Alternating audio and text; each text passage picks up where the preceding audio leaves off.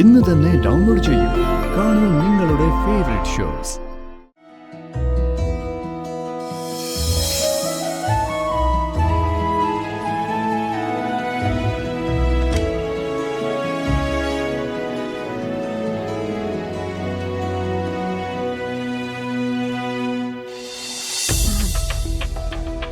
രാജു ആയിരിക്കോ?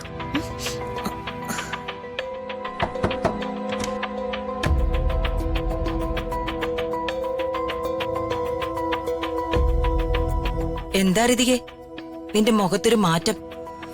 ഏയ് ഒന്നുമില്ല മായി. ഒന്നുമില്ലേ?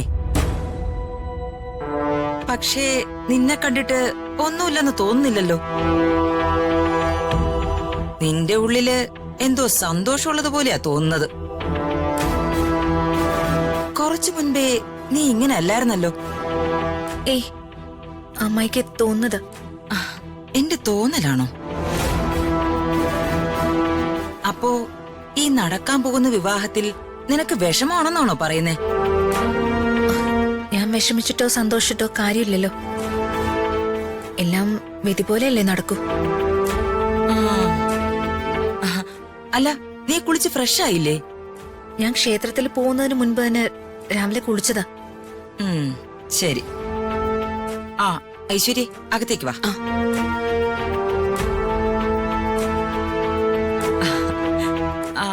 അല്ല, നിങ്ങൾക്ക് കഴിക്കാനോ കുടിക്കാനോ എന്തെങ്കിലും വേണോ?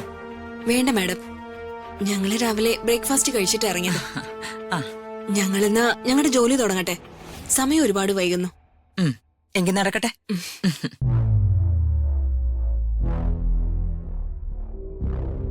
ഇന്നലെ മാഡം ആകെ ഡള്ളായിരുന്നു എന്ന് ഇന്നലെ വന്നവര് പറഞ്ഞിരുന്നു.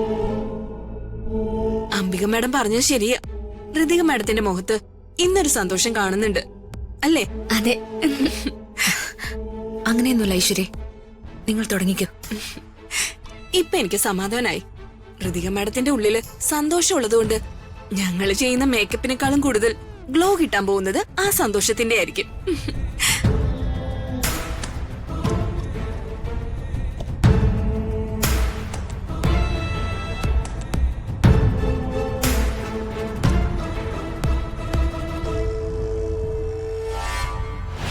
അങ്ങി വന്നേ.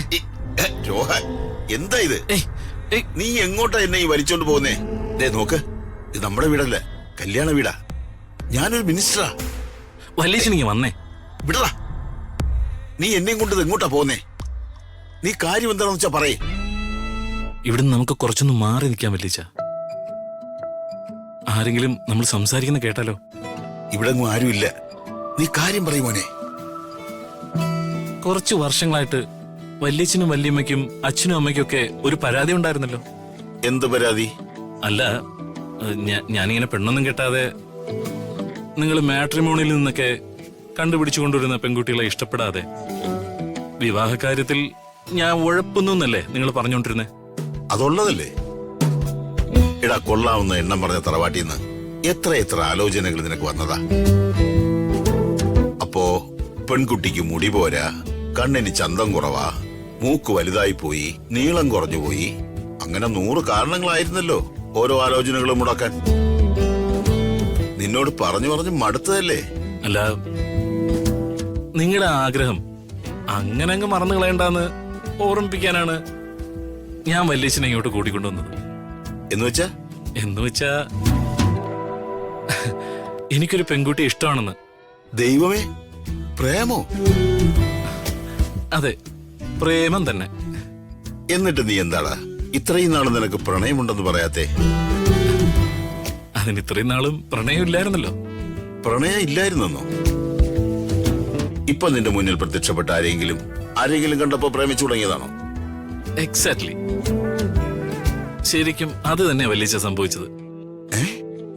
ഇവിടെ പർമേങ്ങളുടെ ഈ വീട്ടിൽ വെച്ച് ഞാൻ ഒരു പെൺകുട്ടിയെ കണ്ടു.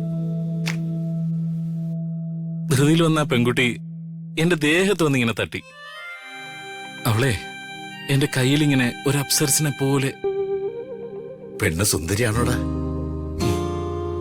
ഞാൻ പറഞ്ഞില്ലേ വല്യേച്ച, ഒരു അപ്സരസിനെ പോലെ സുന്ദരിയായ കുട്ടിയാ. എന്റെ മോന് അപ്സരസുകളെ മുന്നേ കണ്ട് നല്ല പരിചയമുണ്ടല്ലോ. ഒന്ന് പോവല്ലീച്ച. എന്താണ് ആ കുട്ടിയുടെ പേര്?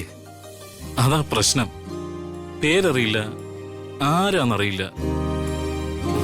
വല്ലിച്ചൻ വേണോ അതൊന്ന്? ഞാനൊന്ന് വർമ്മയോട് സംസാരിക്കാം. ഇവിടെ വിവാഹത്തിന് വന്ന വർമ്മയുടെ ബന്ധുക്കൾ ആരെങ്കിലും ആകാനാണ് സാധ്യത. എന്നാലും എനിക്ക് സന്തോഷമായി മോനെ. ദൈവം നിന്നെ കൊണ്ട് ഇതൊക്കെ തോന്നിച്ചല്ലോ എന്ന് ആലോചിക്കുമ്പോ എനിക്ക് വല്ലാത്തൊരു സമാധാനം തോന്നുന്നു. നിന്റെ വിവാഹമൊന്നും നടന്നു കാണാനായി നിന്റെ അച്ഛനും അമ്മയും നടത്തിയ വഴിപാടുകളൊന്നും വെറുതെ ആയില്ല. ദൈവം അവരുടെ പ്രാർത്ഥന കേട്ടു. എന്താ വല്യച്ഛനും മകനും തമ്മിലൊരു രഹസ്യ സംഭാഷണം? സന്തോഷമുള്ളൊരു കാര്യമാണ് ശേഖര.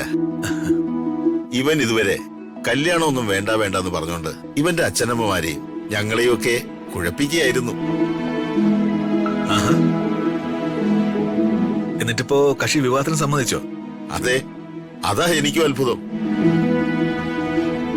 ഇവിടെ നിങ്ങളുടെ വീട്ടിൽ വിവാഹം കൂടാൻ വന്നിരിക്കുന്ന ഏതോ പെൺകുട്ടിയാ കക്ഷി. പെൺകുട്ടിയെ കണ്ട മാത്രമേ തന്നെ ചെക്കന് പ്രേമം പൊട്ടിമുളച്ചെന്ന്. ആഹാ, അത് കൊള്ളാലോ. പക്ഷേ പെണ്ണിന്റെ പേരും ഡീറ്റെയിൽസ് ഒന്നും കിട്ടിയില്ല കേട്ടോ. അതാണോ പ്രശ്നം? കുട്ടി ആരാണെന്ന് കാണിച്ചു തന്നാ മതി, ബാക്കി നമുക്ക് സംസാരിക്കാം. എന്താ രോഹൻ? ശരി ഞങ്ങളെ. ആ, ഈ വല്യച്ഛന്റെ ഒരു കാര്യം വലിയ നാണക്കാരനാണ് കേട്ടോ. അച്ഛനും അമ്മയ്ക്കും ഒരു മോന. അവരിവനെ കൊഞ്ചിച്ച് വഷളാക്കിയ വളർത്തിയത്. ഇവന്റെ വിവാഹം അവരൊരു വിദൂര സ്വപ്നമായി മറക്കാൻ തുടങ്ങിയായിരുന്നു. എല്ലാം ദൈവത്തിന്റെ കൃപ, അല്ലാതെ എന്തു പറയാനാ.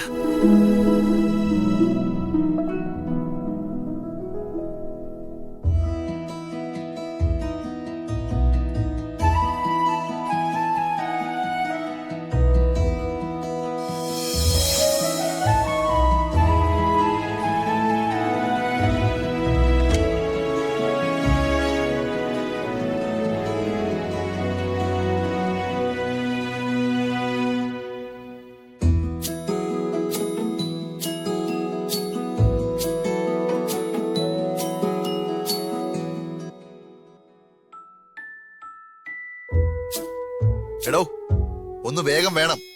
മുഹൂർത്തത്തിന് ഇനി അധികം സമയമൊന്നുമില്ല. ഒരുക്കങ്ങളൊക്കെ കഴിഞ്ഞില്ലേ? എന്തോ? എങ്ങനെ? ഇടയ്ക്കിടയ്ക്ക് എവിടെയെങ്കിലും മുങ്ങിയിട്ട് പെട്ടെന്ന് വന്ന് മണ്ഡപത്തിന്റെ പണി തീർന്നില്ലേ, ചെറുക്കനെ ഒരുക്കിയില്ലേ എന്നൊക്കെ ചോദിച്ചാൽ ഞാൻ എന്ത് പറയാനാ? അംബിക മേഡം എല്ലാം രാജു നോക്കിയും കണ്ടും ചെയ്യുമെന്നല്ലേ പറഞ്ഞത്? മഹാ ഉഴപ്പാണല്ലോ രാജു. സോറി, ഞാൻ മനഃപൂർവ്വമല്ല. അറിയാലോ എന്റെ തിരക്ക്.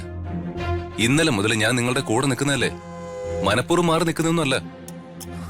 നിങ്ങൾ അങ്ങനെയൊന്നും വിചാരിക്കരുത്. നടക്കട്ടെ.